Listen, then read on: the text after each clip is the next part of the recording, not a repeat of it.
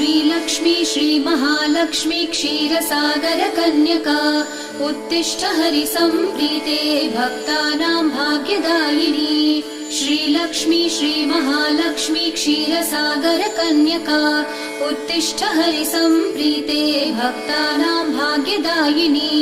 उत्तिष्ठोत्तिष्ठ श्रीलक्ष्मी विष्णुवक्षस्थलालये उत्तिष्ठ करुणापूर्णे लोकानां शुभदायिनी उत्तिष्ठोत्तिष्ठ श्रीलक्ष्मी विष्णुवक्षस्थलालये उत्तिष्ठ करुणापूर्णे लोकानां शुभदायिनी श्रीपद्ममध्यवसिते वरपद्मनेत्रे श्रीपद्महस्तचिरपूजित पद्मपादे श्रीपद्मजातजननी शुभपद्मवक्त्रे श्रीलक्ष्मी भक्तवरदे तव सुप्रभातम्।